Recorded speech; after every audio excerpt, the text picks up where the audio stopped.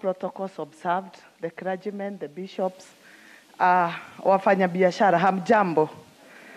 Good morning. Yeah, sitaongea mengi. I'll go straight to the point. And it is indeed a beautiful day the Lord has made.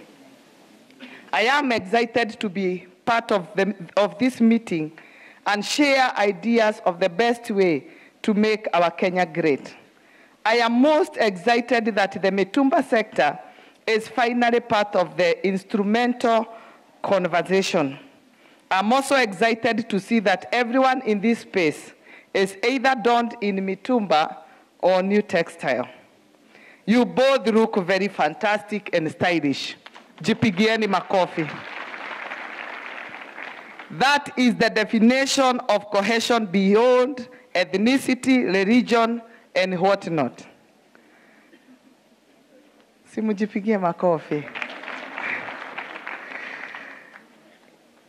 I'm also excited to see that we have also embraced our local textile. I see so many people wearing vitenge. That means we are also growing as a country. Asante sana.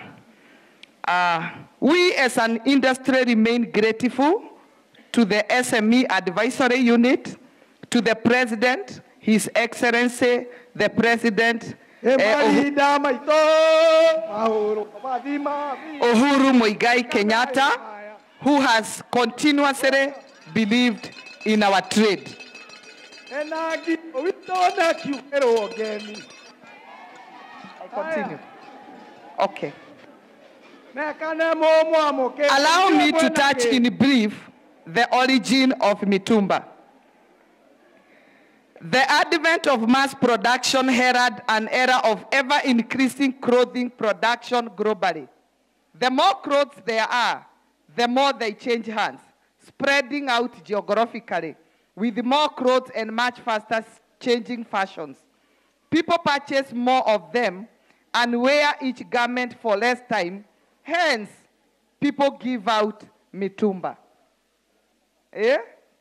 I am happy to announce that in the next government, our mother here, I heard, I don't know whether it is true, when you go to the government, you become the deputy president, you have to buy new clothes.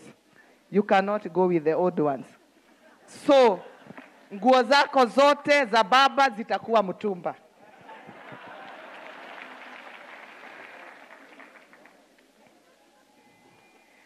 %85% of Kenyans don the Mitumba clothes. Data from the National Bureau of Statistics Manpower Survey shows that the Mitumba industry employs about 10% of the extended labor force. This translates to over 1 million people and has the potential to employ up to 5 million Kenyans. Second-hand clothes contribute significantly to the Kenyan economy, paying in excess of 15 billion annually to the exchequer in tax and duty. Kenya is today the 4th largest apparel exporter in Africa. Kenya not only imports used clothing for personal use, it also exports them to neighboring countries. This economic reality challenges the widely held belief that a larger second-hand clothes sector directly undermines domestic textile manufacturing production. There is this tingling belief that when the second-hand clothing industry is undermined, then domestic production sector for textiles will be revived. This is very misinformed and not factual. It is dangerous gamble.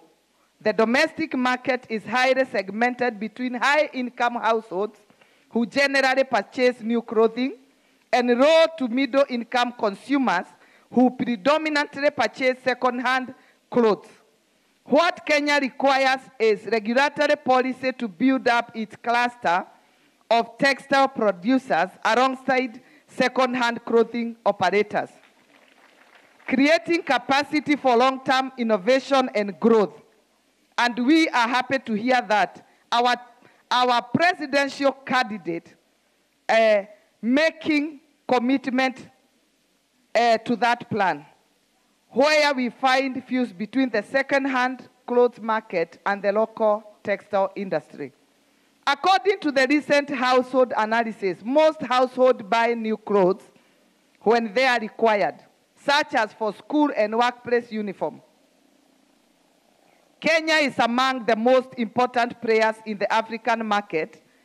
What we should be asking ourselves is, what are the opportunities for creating responsible and sustainable, consumerized, and minimizes negative environmental impact? It is my hope that my opportunity to speak before this auspicious gathering as a servant of the Mitumba Association, I help you to answer 3 critical issues, which are the impact of global supply chain, the dynamic of national production and supply in the textile industry as a whole, and the implication of the report's finding for domestic policy and regulation.